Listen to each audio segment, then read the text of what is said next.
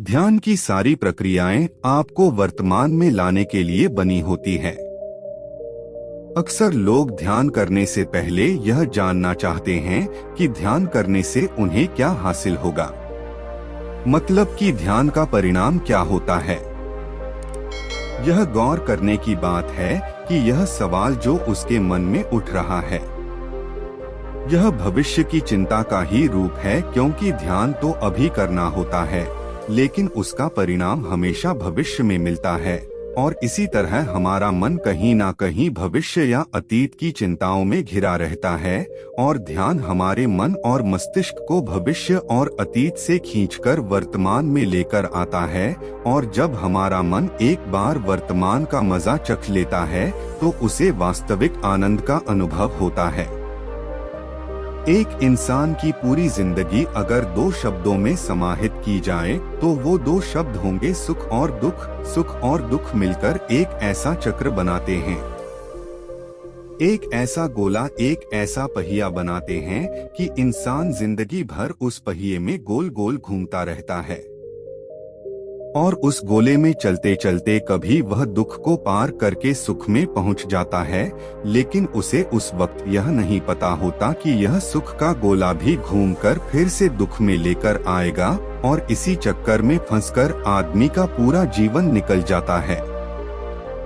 लेकिन अगर आप एक बार इस चक्र को समझ लेते हैं कि सुख और दुख दोनों एक ही गोले के 2 सिरे हैं, चाहे हम सुख से शुरुआत करें या फिर दुख से, आखिरकार हम दूसरे कोने पर ही पहुंचेंगे।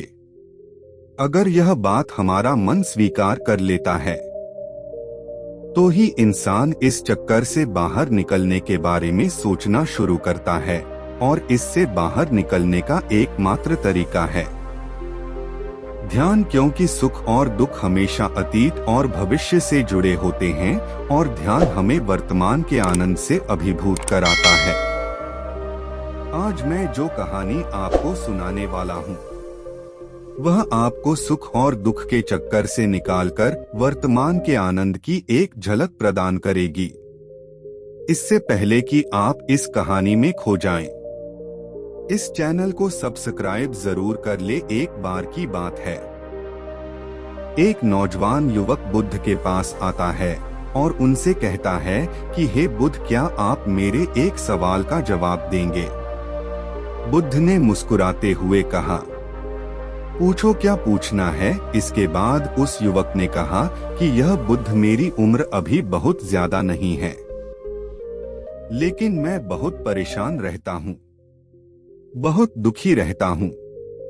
मैं आपसे यह जानना चाहता हूँ कि मेरे जीवन में अभी से इतने दुख है तो मेरी जिंदगी तो अभी बहुत बाकी है। क्या मेरे जीवन में तो बढ़ते ही रहेंगे?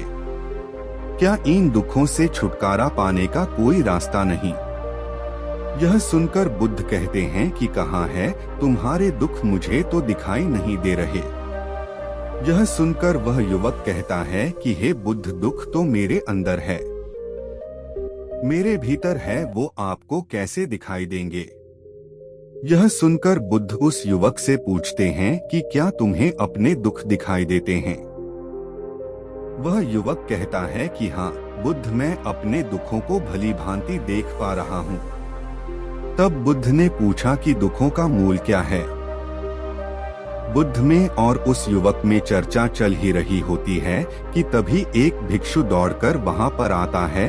वह भिक्षु तथागत बुद्ध के कान में कुछ कहता है। इसके बाद बुद्ध उस युवक से कहते हैं कि चलो, आज मैं तुम्हें जीवन का सत्य दिखाने के लिए एक जगह पर लेकर चलता हूँ। वहां पर तुम्हें कुछ भी नहीं बोला है, चुपचाप सारी बातें सुनते रहना है। इसके बाद तुम्हें अपने सारे प्रश्नों के उत्तर खुद ही मिल जाएंगे। यह कहकर वह युवक गौतम बुद्ध के पीछे पीछे चलने लगता है। कुछ दूर चलने के बाद गौतम बुद्ध एक घर में प्रवेश करते हैं। घर में प्रवेश करने के बाद वह युवक और तथागत बुद्ध देखते हैं कि वहां पर बहुत सारे लोग इकट्ठे हो रखे हैं और बीच में चारपाई पर एक वृद्ध आदमी लेटा हुआ है। बुद्ध को देखते ही सभी लोगों ने उनके लिए राह बनाई और बुद्ध उस आदमी के पास वही उसके चारपाई पर जाकर बैठ जाते हैं। वो युवक भी पास में ही बैठ जाता है। इसके बाद वह वृद्ध आदमी जो चारपाई पर लेटा हुआ था कहना शुरू करता है कि हे बुद्ध, मैं नहीं जानता कि मेरे जीवन में कितनी सांस है और बची है। पता नहीं किस वक्त मुझे भगवान के घर से बुलावा आ जाए। हे बुद्ध, मैं मरने से पहले अपने कुछ सवालों के जवाब आपसे जानना चाहता हूँ। मुझे पता है कि इन सवालों के जवाब आप ही मुझे दे सकते हैं, इसीलिए मैंने आपको यहाँ पर बुलाया है। इसके बाद उस वृद्ध आदमी ने कहना शुरू किया कि हे बुद्ध, अपने आखिरी वक्त में मुझे अपने बचपन के दिन बहुत याद आ रहे हैं। मैं अपने बचपन के दिनों को याद करता हूँ और सोचता हूँ कि वह भी क्या दिन थे, ना कुछ पाने की फिक्र, ना कुछ खोने का गम। बचपन के उन दिनों को याद करके मेरी आंखों में आंसू आ जाते हैं। मुझे लगता है कि कितनी आजादी थी। उस समय मेरा मन कितना खुला हुआ था। मन में कुछ भी पाने की इच्छा नहीं थी। जिस भी खेल में लग जाते थे उसी खेल में पूरे दिन लगे रहते थे। लेकिन कुछ समय बाद जैसे जैसे मैं बड़ा होने लगा, वैसे वैसे लोग मुझे जिंदगी की दौड़ में आगे निकलने के लिए कहने लगे। मेरे पिता अक्सर मुझसे कहा करते थे कि तुम पढ़ाई में अपने भाई जैसे क्यों नहीं हो, तुम दूसरे लोगों से पीछे क्यों रहते हो।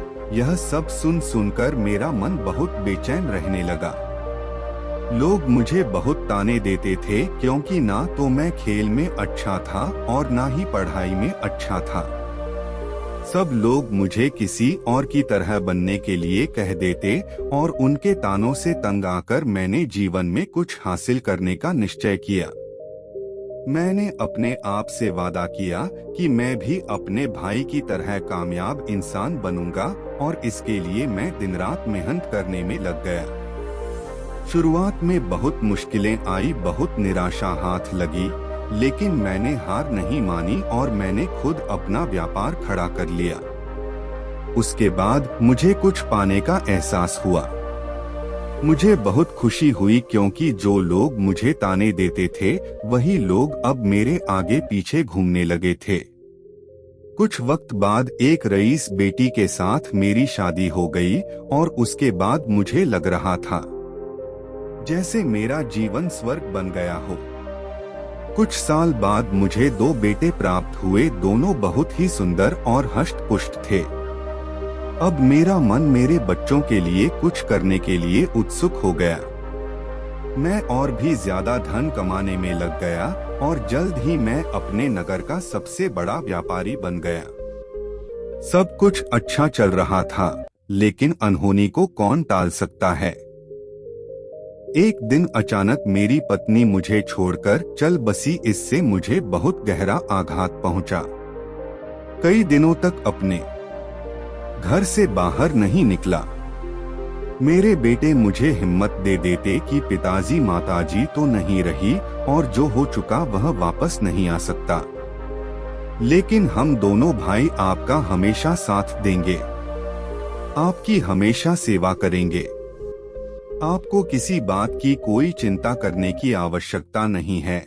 और धीरे धीरे मैंने भी अपने मन को समझा लिया कि अब तो मुझे अपनी प्रिय पत्नी के बिना ही जीना पड़ेगा। इसीलिए मैंने अपना मन अपने बेटों के साथ जोड़ लिया। उनकी खुशी में ही मुझे खुशी होती थी, उनके दुख में ही मुझे दुख होता था। इसके बाद उस वृद्ध आदमी ने कहा कि हे बुद्ध, इस जीवन चक्र में अक्सर मुझे महसूस होता था कि आखिर जीवन क्या है, जीवन को उसकी गहराइयों में कैसे जाना जाए। यह कैसे जाना जाए कि मैं कौन हूँ और मैं इस दुनिया में क्या करने के लिए आया हूँ। ऐसे तमाम सवाल मेरे मन में उठते रहते थे और मुझे आपके बारे में भी पता चला कि बुद्ध ऐसी ध्यान की प्रणालियां बताते हैं जिससे जीवन का मतलब समझा जा सकता है। लेकिन मैं हमेशा सोचता रहता था कि पहले मैं अपने जीवन से दुखों और परेशानियों को दूर कर देता हूँ। उसके बाद ध्यान में मैं अपना पूरा मन लगा लूंगा, और यही सोच सोच कर मैं कभी ध्यान नहीं कर पाता था। धीरे धीरे वक्त बीतता रहा और आखिर में उम्र ढलने के बाद मैं बीमार पड़ गया। वैसे मेरे जीवन में कोई कमी नहीं रही। मेरे बेटों ने मेरा अच्छा साथ दिया। मैंने जीवन में बहुत कुछ हासिल भी किया, लेकिन अब मैं अपने जीवन में अगर पीछे मुड़कर देखता हूँ तो मुझे एहसास होता है कि मेरे बचपन के दिन ही सबसे प्यारे दिन थे। तब उस वृद्ध आदमी ने बुद्ध से पूछा, मैं चंद घड़ियों का मेहमान बचा हूँ कि मैं जानता हूँ, लेकिन क्या आप कुछ ऐसा सूत्र मुझे बता सकते हैं जिससे कि मैं सुकून से मर सकूं? मेरे मन के सारे सवाल जवाब शांत हो जाएं और मैं जीवन का असली मतलब समझकर मर सकूं। यह सुनकर बुद्ध ने कहा कि हर इंसान को बचपन के दिन प्रिय क्यों होते हैं? क्योंकि उस समय उसे कोई भी चिंता ही नहीं रहती। वह आजाद होता है। उसके मन में कोई लालसा नहीं होती। वह जिस काम में भी लग जाता है उसी में मग्न हो जाता है। लेकिन जैसे जैसे इंसान की आयु बढ़ने लगती है, वैसे वैसे उसकी इच्छाएं और उसकी कामनाएं दिन ब दिन बढ़ती जाती है, और इसीलिए अक्सर इंसान भविष्य की तैयारियों में लगा रहता है या फिर अतीत के बारे में सोचता रहता है, और वह वर्तमान में जीना भूल ही जाता है। और वहीं अगर हम किसी छोटे बच्चे को देखें तो उसके लिए कोई भविष्य या कोई अतीत नहीं होता। उसके लिए बस वर्तमान होता है, और इसीलिए वह वर्तमान में पूरा आनंदित होकर रहता है। तुमने अपना पूरा जीवन अपनी कामयाबियों, अपने बेटों, अपनी पत्नी और अपने भविष्य की योजनाओं में ही बिता दिया, और तुम हमेशा यही सोचते रहे कि पहले मैं अपने जीवन को व्यवस्थित कर लेता हूँ और उसके बाद सत्य की खोज करूँगा, उसके बाद ध्यान करूँगा। लेकिन हम यह भूल जाते हैं कि कल कभी नहीं आता। भविष्य की योजनाएं कभी पूरी नहीं होती। जब एक योजना पूरी होती है तो हमारा मन दूसरी योजनाएं बना लेता है, और इस प्रकार जीवन चक्र चलता रहता है। और अब आखिरी समय में जब मृत्यु तुम्हारी सैया पर लेटी हुई है तो तुम्हें एहसास हो रहा है कि मैंने जीवन में कुछ भी हासिल नहीं किया। अब तुम्हें लग रहा है कि जो भी तुमने किया उसमें से तुम एक सुई भी अपने साथ नहीं ले जा सकते। अगर यही बात तुम उस वक्त समझ लेते, मृत्यु कभी निश्चित होकर नहीं आती, वह तो कभी भी आ सकती। यह बात उस वक्त तुम्हारा मन समझ लेता तो तुम उसी वक्त ध्यान और सत्य की खोज में लग जाते। तुम कोई ऐसी चीज खोजने की कोशिश करते जो तुम्हारे साथ जा सके, जो तुम्हें परिपूर्णता से मरने का मार्ग दिखा सके। उस वृद्ध आदमी ने हाथ जोड़कर बुद्ध से कहा कि हे बुद्ध, यह तो मैं जानता हूँ कि मुझसे गलतियाँ हुई हैं। मैंने अपने जीवन को सार्थक रूप से जिया ही नहीं, और इस बात का मुझे बहुत गहरे में एहसास हो चुका है। लेकिन मैं आपसे फिर से वही सूत्र जानना चाहता हूँ कि क्या मैं अभी परिपूर्णता के साथ नहीं मर सकता? क्या मुझे अभी सत्य की कोई झलक नहीं मिल सकती? यह सुनकर बुद्ध ने उस आदमी का हाथ सहलाते हुए कहा कि अब तो एक ही सूत्र समझने लायक रह जाता है, और वह सूत्र यह है कि तुमने जीवन में जो कुछ भी पाया या जो कुछ भी खोया, वह सब यहीं पर छोड़कर चले जाओ। उसे अपने मन के साथ जोड़कर मत ले जाओ। अपने मन में यह भाव पैदा करो कि तुमने अपने जीवन से बहुत कुछ सीख लिया, और वास्तविकता में तुमने अपने जीवन में बहुत प्रगति की है, क्योंकि तुमने यह जान लिया है कि जीवन में कुछ भी सार्थक नहीं है, और यह जाना भी बहुत बड़ी उपलब्धि होती। लोग जीवन भर जीते जीते मर जाते हैं, लेकिन उन्हें जीवन की निरंतरता का कोई पता नहीं चलता। इसीलिए अभी अपने मन से सारे सवाल गिरा दो और यह भाव पैदा करो कि जीवन में जो कुछ जानने जैसा था वह मैंने जान लिया है और अब जीवन में कुछ भी जानने जैसा नहीं बचा है। जब तुम इस भाव, इस बोध से भर जाओगे तो तुम बिल्कुल खाली होकर मृत्यु को प्राप्त हो जाओगे और वास्तविकता में यही मरने की कला होती है। हमने जीवन में जो कुछ भी पाया, जो कुछ भी खोया, वह इसी दुनिया का था और वहीं पर रह जाएगा। हमारे साथ कुछ भी नहीं जाएगा। हम खाली जाएंगे, हम बिल्कुल खाली जाएंगे। और जो लोग अपने मन से बिल्कुल खाली होकर जाते हैं, वास्तव में उनके अंदर ज्ञान का दीप जल जाता है और वह आगे चलकर दूसरे जन्मों में उस निर्वाण की स्थिति को प्राप्त कर सकते हैं। लेकिन उससे पहले तुम्हें इस जीवन की निरंतरता को समझना होगा। यहाँ पर कुछ भी पाना या कुछ भी खोना कोई मायने नहीं रखता। इसके बाद बहुत देर तक उस वृद्ध आदमी ने कोई सवाल नहीं पूछा और वह मुस्कुराते हुए मृत्यु को प्राप्त हो गया। इसके बाद बुद्ध ने उस नौजवान युवक से पूछा कि क्या तुम्हें अपने सवालों के जवाब मिले, और मिले तो तुम्हें क्या जवाब मिले, सभी को बताओ। उस युवक ने कहा कि हे बुद्ध, मुझे अपने सवालों के जवाब मिल गए। इस वृद्ध आदमी के जीवन चक्र से मैं समझ गया हूँ कि जीवन में कुछ भी पाने जैसा नहीं होता। सुख हो या दुख हो, सब कुछ ही पीछे रह जाता है और अगर हम इसी चक्कर में फंसे रह जाएंगे तो हम सत्य को कभी नहीं जान पाएंगे। इसीलिए जीवन में सुख और दुख तो चलते ही रहेंगे। इसके साथ साथ चलते हुए ही हमें सत्य की खोज करनी पड़ेगी। लेकिन बुद्ध, मेरे मन में अब भी एक सवाल बाकी है जिसका जवाब जानना सबके लिए बहुत ज्यादा जरूरी है।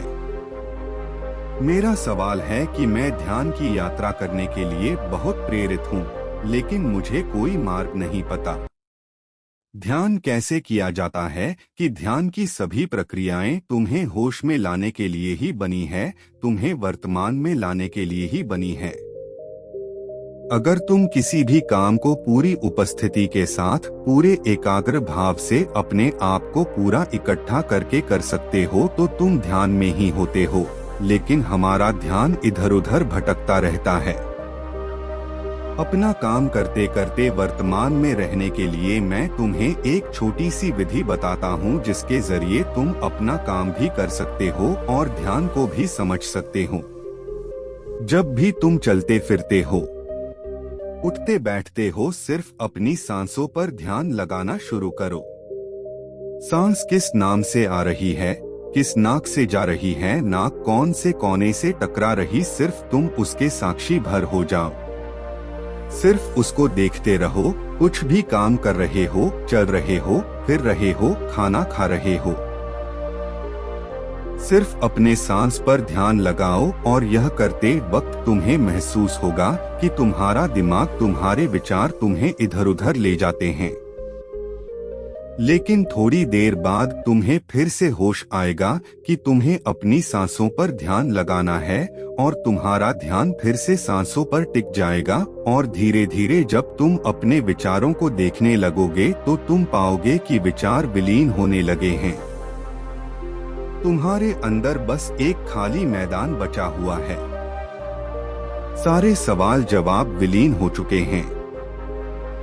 इसके बाद बुद्ध ने कहा कि सांसें जो होती है वह वर्तमान में चलती है, ना ही वह भविष्य में चलती है, न ही अतीत में चलती है, वह वर्तमान होता है। वही वर्तमान स्थिति होती है और जब तुम अपनी सांसों से जुड़ जाते हो तो तुम वर्तमान में ध्यान लगाना सीख जाते हो, क्योंकि सांसें जिन पर तुम ध्यान लगा रहे हो वह वर्तमान में चल रही होती है। इसके बाद धीरे धीरे कदम दर कदम तुम्हें ध्यान का खुद ही एहसास होने लगेगा। तो जो भी काम करोगे उसमें तुम्हारा पूरा चित्त लगा होगा। तो शुरुआत वहीं से करो जहां पर तुम हो। यही से अभी से अपनी सांसों को पकड़ना शुरू कर दो। तो दोस्तों, कैसी लगी आपको यह कहानी? कमेंट सेक्शन में जरूर बताना, और अच्छी लगी तो इस चैनल को सब्सक्राइब करना मत भूलना। तो मिलते हैं अगले कहानी में, तब तक के लिए अपना ख्याल रखें।